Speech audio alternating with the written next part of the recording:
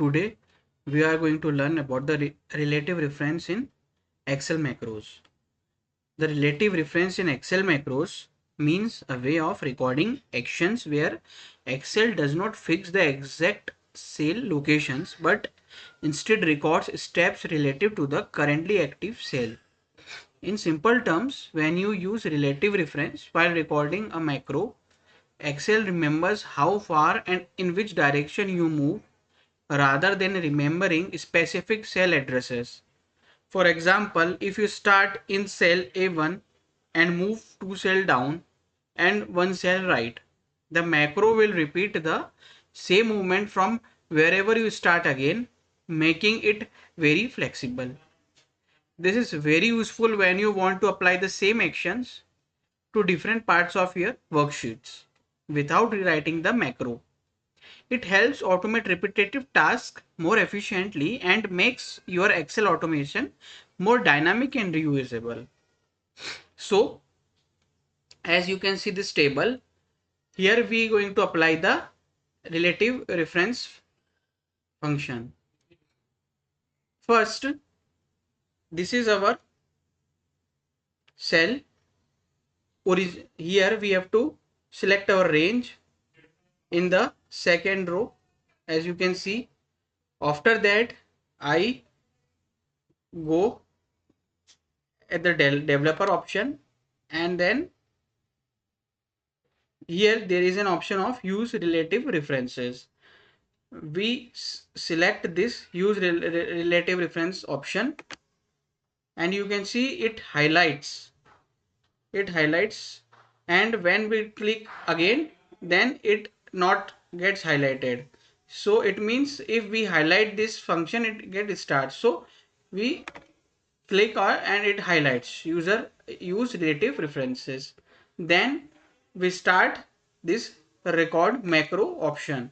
Here we rename as relative reference, and then we take some shortcut key like Q and then click OK. Now as you can see, my range is selected at the second row. Here only we start. So let first create 2 new rows below that, above that. Insert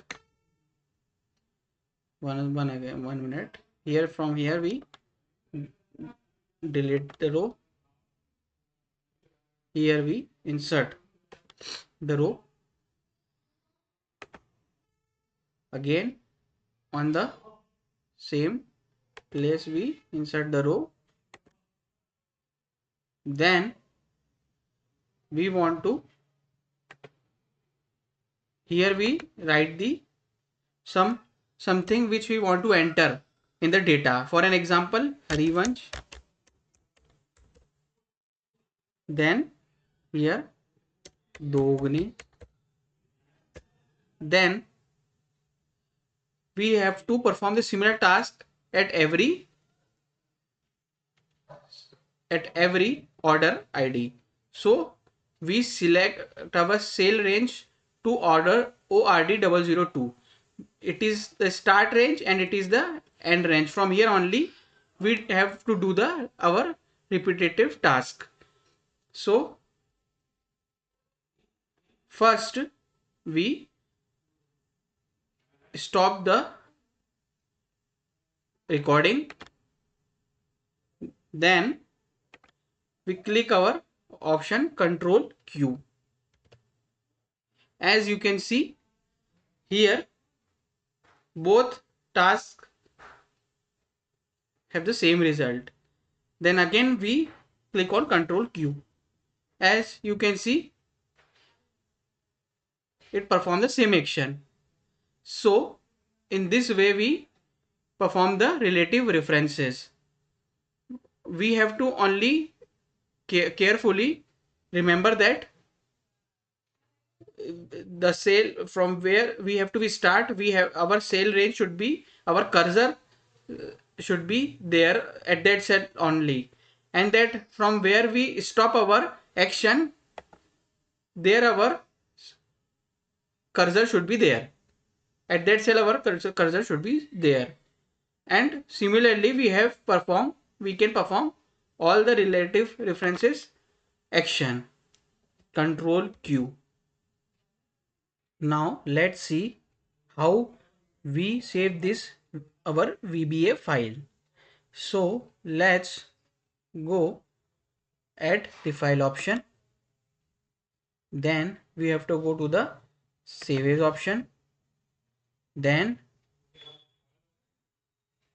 here you can rename your file reference, relative reference, and here you have to choose Excel macro enabled workbook.xlsm. There are so many options here, but you have to choose Excel macro enabled workbook.xlsm to save our relative reference file. And then we click on save button. In this way we can save our relative reference work in a macro. Thank you.